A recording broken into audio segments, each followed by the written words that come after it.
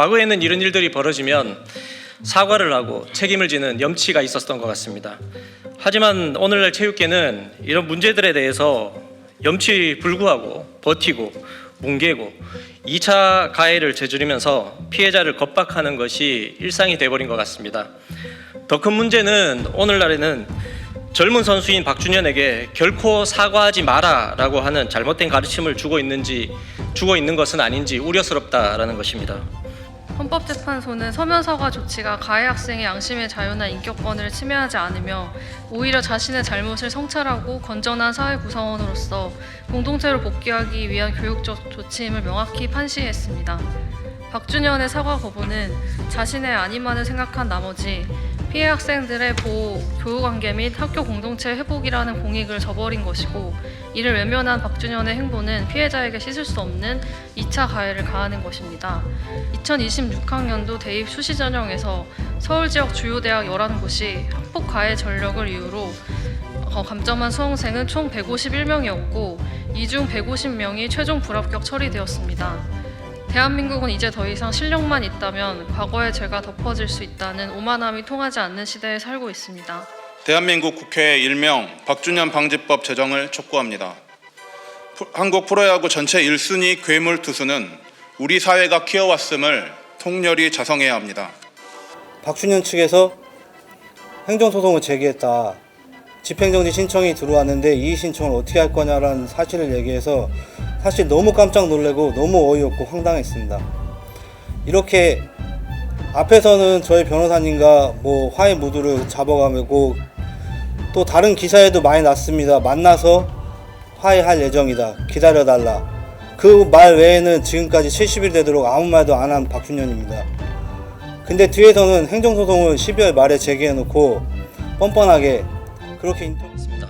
학교 폭력 서면 사과 불이행 키움 히어로즈 박준현과 구단의 오만함을 규탄하며 박준현 방지법 제정을 촉구하는 기자회견 시작하도록 하겠습니다. 체육계에서 벌어지고 있는 학폭이나 인권 침해는 어제 오늘 일이 아닌 것 같습니다.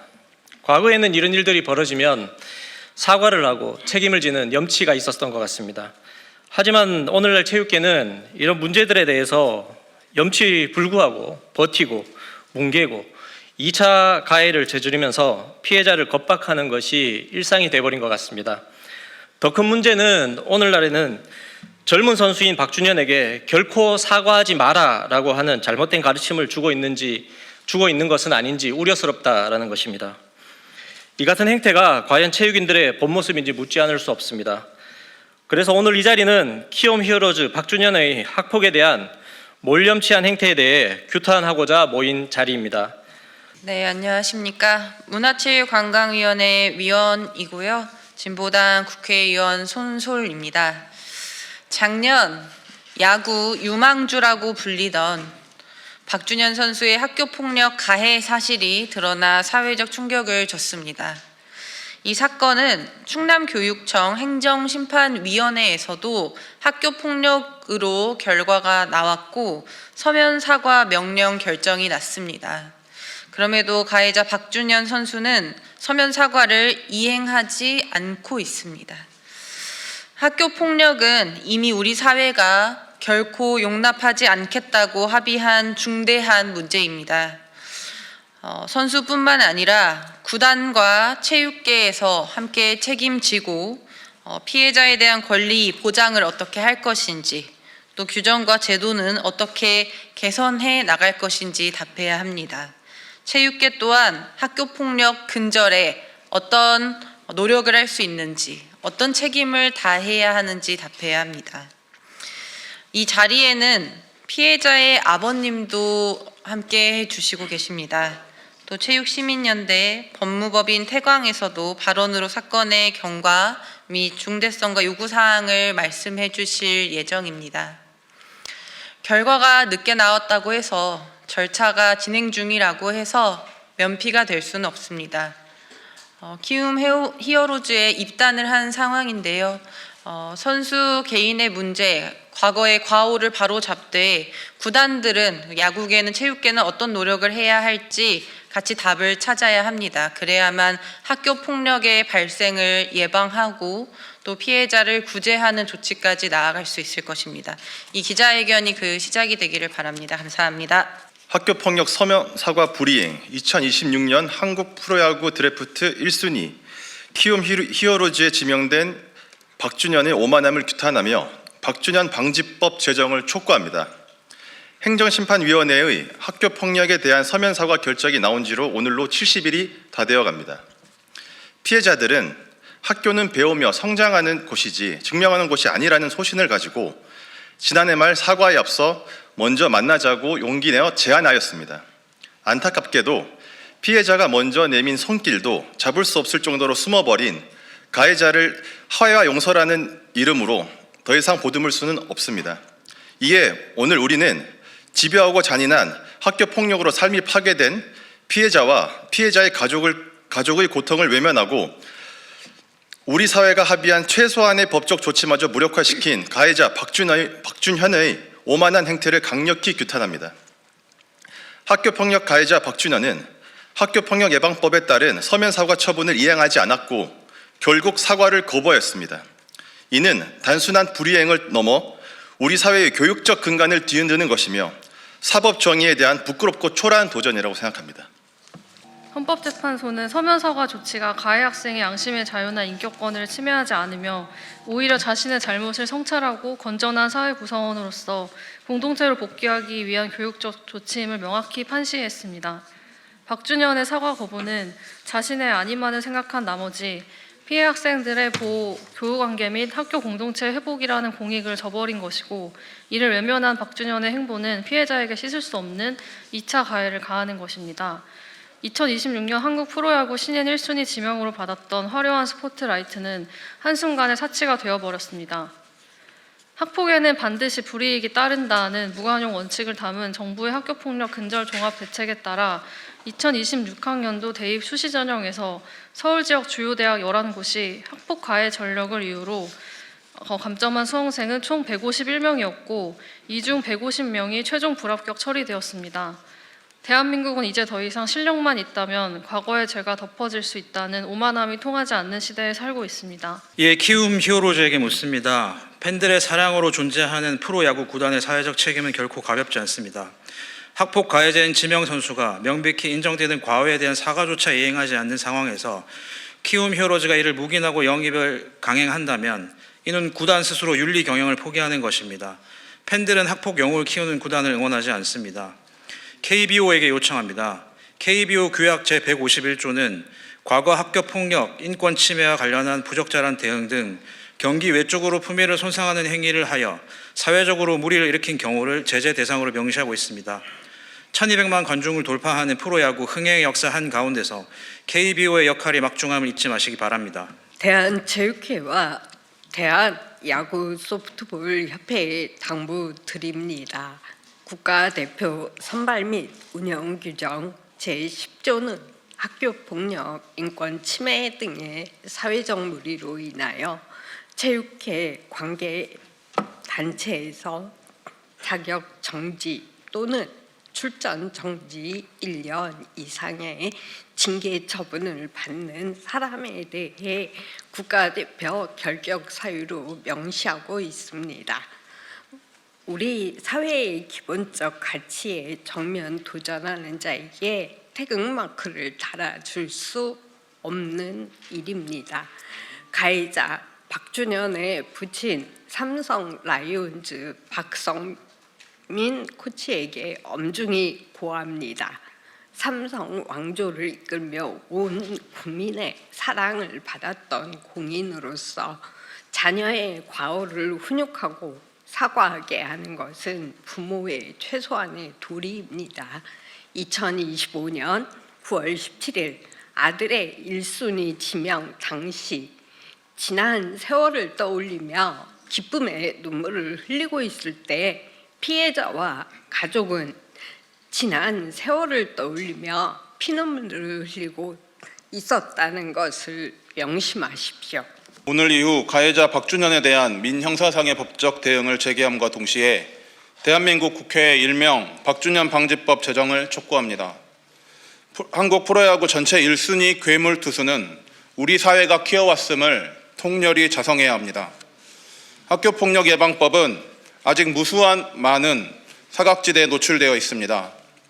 학교장, 지도자 등을 포함한 학교 당국의 피해자에 대한 허술한 보호 조치, 학교폭력대책심의위원회의 거수 투표 방식, 그리고 1호 서면 사과 처분 미이행과 대학 입시 이외에 반영되지 않는 학교폭력 기록에 대한 보완이 절실합니다. 박준현 방지법은 학교폭력 예방법의 이정표가 될 것입니다. 끝으로 박준현 씨에게 전합니다. 피해자가 당신에게 정중히 요청한 사과는 당신이 우리 사회의 일원이 될 수 있는지 묻는 마지막 기회였습니다. 당신이 저버린 그 화해의 손길은 친구에게 진정한 용서를 구할 수 있는 마지막 기회였음을 명심하십시오. 이상입니다. 다음으로 이번 학폭 사건의 피해자인 아버님의 호소문을 낭독이 있겠습니다. 학폭 사건을 진행하며 지내온 시간이 어느덧 10개월이 지났습니다. 욕도 먹고 협박도 당하고 격려도 많이 받고 수없이 많은 일들이 있었습니다. 지금도 어디선가 학폭 피해로 인해 상처받는 아이와 그 가족들이 있을 겁니다. 우리가 잘해야 다른 이들에게 피해자로서 소리낼 수 있고 피해를 밝힐 수 있는 힘이 될 거라는 말에 열심히 준비했습니다. 학폭 피해자로서 사건을 준비하고 진행하는 과정은 너무 힘들고 외롭고 괴로운 시간이었습니다. 왜 많은 이들이 밝히지 않고 숨기고 지나가는지를 뼈저리게 느꼈습니다. 정말 하고 싶은 이야기가 많으나 꼭 하고 싶은 이야기는 이렇게 잘못을 하고도 빠져나갈 수 있는 구멍이 있는 법 제도를 바꿔야 한다고 생각합니다. 저희 사건이 최초의 결과를 뒤집으며 학폭 인정이 되며 많은 격려도 받고 또 다른 곳에 있을 비슷한 처지에 운동하는 학생들 또는 일반 공부하는 학생들에게 좋은 영향이 있을 거라는 얘기도 많이 듣고 다른 학폭 피해자들이 상처를 치유할 수 있는 기회를 생각하게 될 것이라는 얘기도 많이 들었습니다. 하지만 박준현 측에서 대응하는 방식을 보고 시간이 지나면서 이제는 격려와 칭찬이 저희를 향한 핀잔이 되고 원망이 되어 돌아오고 있습니다. 박준현은 이렇게 할 건데 왜 했냐는 등, 박준현은 다 빠져나갈 구멍 준비하고 있었다는 등, 힘들게 왜 시간 버리고 돈 버리냐는 등, 이길 수 없는 싸움이니까 하지 말라고 했다는 등, 유전무죄 무전유죄라며 그래서 아무도 안 하는 거라는 등 갖가지 얘기를 들으며 오히려 어딘가에 있을 학폭 피해 학생들이 이 사건의 박준현의 대응을 보며 학폭 가해자들은 빛을 보고 학폭 피해자는 어둠을 다시 보게 되고 상처를 받고 숨을 거라고 생각합니다. 박준현의 침묵 대응은 많은 학폭 피해 학생들과 그 가족들이 아픔을 얘기하고 상처를 치유받기 위해 나서려고 했다가도 다시 숨을 수밖에 없는 상황을 만들었습니다. 그래서 법 개정을 통해서 박준현과 다른 학폭 가해자들에게 남들에게 피해를 주고 상처를 주면 피할 수 없다는 사회의 정의를 알려줘야 한다고 생각합니다. 그래야 학생들도 학폭에 대한 경각심도 생기고 학폭에 대해 쉽고 우습게 생각하는 일이 없을 겁니다. 또한 올해도 학폭으로 인한 대학 입학 취소가 되는 학생들이 있습니다. 박준현은 아직 학생입니다. 1라운드 프로야구 선수 이전에 학생입니다. 그렇다면 다른 학생과 마찬가지로 공평한 처분이 있어야 한다고 생각합니다. 박준현에게 아무런 징계 없이 지나간다면 대학 입학이 취소된 학생들의 형평성을 가지고 불만이 있을 수도 있다고 생각합니다. 법 개정을 통해 그런 형평성의 문제도 제거해야 합니다. 법 개정을 통한 첫 사례는 박준현이어야 합니다. 고3 학생 누구나 사회로 나가는 중요한 시기에 누구는 빠져나가고 누구는 못 빠져나가는 이런 아이러니한 상황은 없어야 한다고 생각합니다. 저희 아이와 저희 가족은 학폭 인정 결과 후 속 시원히 맘 편히 지낼 거라 생각했으나 오히려 전보다 더 힘든 시간을 보내고 있습니다. 이것 또한 학폭의 2차 가해라고 생각합니다. 저희뿐만 아니라 얼마나 많은 피해보는 학생들이 나와야 하는 겁니까? 마지막으로 다른 피해 부모님이 하신 얘기가 있습니다. 저는 박준현을 용서한 적이 없다. 가슴속에 묻어놓고 가는 거다. 가슴 아프지만 이유는 아이의 꿈을 위해 상처를 감추고 그냥 안고 가는 것입니다. 라고 했습니다. 수많은 운동시키는 부모님들의 혹시나 피해를 보신 부모님들의 생각과 마음이 이럴 거라 생각합니다. 어떤 종목이든 권력 있는 한 아이 때문에 상처받는 아이와 가족들은 없어야 한다고 생각합니다. 지금 현재 오늘까지도 후한무치한 박준현을 엄벌하여 엘리트 스포츠와 체육계에 학폭에 대한 경각심을 알려주시기 바랍니다. 저희는 박준현 때문에 중요한 시기에 제대로 평가를 받지 못해서 부모 욕심에 조금 더 야구를 시켜보려 대학 진학을 시키려 했습니다. 하지만 박준현에게 당한 트라우마로 그라운드에서 친구들과 선배들과 있다가도 고등학교 때 친구들과 얘기하고 쉬고 있으면 박준현이 친구를 데려가거나 친구들이 박준현이 오면 자신을 피하고 혼자만 남겨지게 되고 숙소나 어디에서도 박준현에 의해 혼자 남겨질 때마다 수치심과 모멸감을 크게 느끼고 혼자 있거나 혼자 앉아있는 자신의 모습에 상처를 많이 받아 대학교 훈련 합류 후 야구장에서 운동 잘하다가도 또 혼자 남겨질까봐 야구장을 가는 게 두렵고 무섭다고 하였습니다. 또한 이 사건에 대한 각종 오측과 다른 사람들의 질의응답이 괴롭다고 하여 견딜 수 없어 이제는 야구를 그만둔 상태입니다. 지금도 2차 가해를 당하고 있습니다. 마지막으로 두 학생을 올바르게 지도하고 감독해야 했었던 학교 당국과 야구부 지도자들에게도 학교 현장의 교육자로서 법적 책임, 어른으로서의 도덕적 책임을 묻겠습니다. 이제 사실 오늘 기자회견은 그 서면 사과가 불이행되고 있는 상황 자체를 좀 알리는 차원에서 법인이랑 이제 체육시민연대랑 아버님께서 오셔서 진행을 하게 된 거고요. 법과 관련된 내용은 조금 더 구체적으로 논의를 해봐야 될 것 같습니다. 이게 법안에 대해서 그럼 어쨌든 저는 오늘 기자회견은 이거를 좀 공론화하는 차원에서 진행을 한 것이 좀 컸고 요구 사항에 대해서 저도 이제 듣고 이제 같이 작업을 해야 되는 부분이어서 이제 초기 단계라고 생각해 주시면 되겠습니다. 법안에 대해서는 네. 저희가 지금 선설의원실하고 함께 입법 간담회를 좀 추진하려고 하고요. 핵심 골자는 첫 번째 저희가 기자회견문에도 적시를 했습니다. 첫 번째 학교 당국에서 피해자에 대한 보호 조치가 매우 허술하다.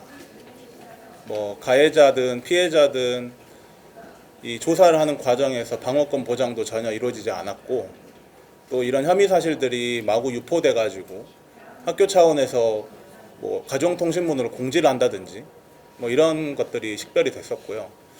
그리고 학폭 대책 심의위원회에서 징계 의결을 할 때 거수 투표를 합니다. 이게 어떤 문제가 있냐면 어느 한 사람이 주도하는 그 징계위원회에서 다른 의견을 제시할 수가 없다는 거예요. 그러니까 이번 사건에서도 첫 번째 징계위원회 때는 무혐의가 나왔습니다. 그런데 두 번째는 결과가 뒤집혔고요. 그것만 봐서도 거수투표 방식의 징계 의결 방식이 매우 위험하다라는 걸 알 수 있고 또 세 번째 이렇게 지금 서면 사과 처분이 나왔음에도 특히 이제 이번에 이렇게 학생 선수 같은 경우는 대학 입시가 아니라 프로로 간다든지 이런 경우에는 이 처분의 유효성이 사실상 없습니다. 그래서 이런 좀 사각지대에 대해서 선설의원실과 함께 체육시민연대와 저희 법무법인 태광이 입법을 좀 준비하려고 하고 있습니다. 구체적인 가이드라인 정해진 건 없는데 제가 이 사건을 진행하면서 좀 느꼈던 거는 증거를 확보하기 되게 힘들었습니다. 그리고 그 야구부 다른 게 되게 에이스 선수가 성적을 내는 게 야구부 총원한테 이득이 되는 부분이 있기 때문에 다른 학부모들도 이렇게 협조하려고 전혀 하지 않고 오히려 그쪽을 두둔하고 숨겨주려 하고 그게 오히려 자식들한테 이득이 된다고 생각을 하시는 부분들이 많았습니다. 그래서 근데 이제 학폭 서약서 내용에 보면 학폭이 있었냐는 여부가 아니라 그 처분이 있었냐 여부에 대해서 집중을 하고 있는 점을 발견했거든요. 근데 사실 학교 야구부나 축구부도 마찬가지일 것 같은데 그런 운동부에서는 그런 문제들이 밖으로 드러나는 거를 되게 감독들도 그렇고 학교 차원에서도 그거를 못하게 하려고 하는 것 같아요. 그래서 학폭 아마 지금 절차를 진행하면서도 그때는 저희가 개입하지 못했지만 그런 가정통신을 된다든지 이런 부분들이 아마 그런 사정의 일환으로 그런 문제들이 생겼던 것 같고요. 그래서 저희는 그 서약서 내용에 학폭 처분 여부 단순히 그것만으로 말고 본인 스스로 양심 선언처럼 학폭을 했는지 여부 이런 것들을 좀 나중에 고려 사항으로 할 수 있도록 서약서 내용을 좀 일부 변경하는 게 어떨까 하는 생각이 들었습니다. 그래서 그게 구체적으로 어떤 안으로 어떻게 발현될지는 모르겠으나 지금 야구부나 운동부에서는 그런 부분들을 은폐하다가 나중에 드러나는 경우들이 있거나 오히려 은폐되고 그냥 없는 사건이 될 가능성이 클 것 같습니다. 그래서 그런 부분들을 단순히 묻고 넘어가니까 끝 이렇게 안 되도록 좀 할 수 있는 조치가 필요할 것 같습니다. 그래서 구체적인 안은 좀 논의를 해봐야 될 것 같습니다. 저는 박준영 측에서 꼭 저희 가족과 저희 변호사님과 저희 아는 분들만이 아니고 현재 이 사건을 보고 듣고 하는 모든 사람들을 기만했다고 생각합니다.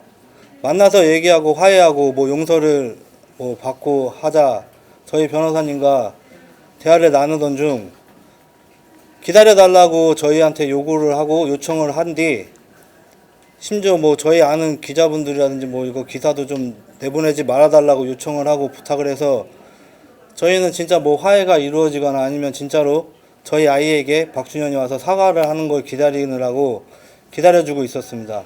그게 바로 어제까지 계속 기다리고 있었고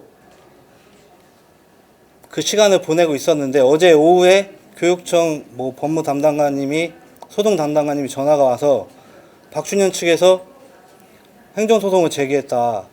집행정지 신청이 들어왔는데 이의 신청을 어떻게 할 거냐라는 사실을 얘기해서 사실 너무 깜짝 놀래고 너무 어이없고 황당했습니다. 이렇게 앞에서는 저희 변호사님과 뭐 화해 무드를 잡아가고 또 다른 기사에도 많이 났습니다. 만나서 화해할 예정이다. 기다려달라. 그 말 외에는 지금까지 70일 되도록 아무 말도 안 한 박준현입니다. 근데 뒤에서는 행정소송을 12월 말에 제기해놓고 뻔뻔하게 그렇게 인터뷰를 하고 저희 변호사님도 속이고 저희도 속이고 그 기사를 본 사람들 다 속이고 모두를 기만한 행위라고 저는 생각합니다. 그래서 더 이상 정말 변호사님과 가끔 얘기할 때 그래도 뭐 용서나 선처에 대해서 얘기를 많이 했었는데 이제는 정말 없습니다. 이제 저는 제 의견은 이게 답니다. 네. 그 혹시 질문이 더 있는 분 아니면 이거 마지막으로 하면 더팩트 유병철 기자인데요. 지금 사실 이제 스포츠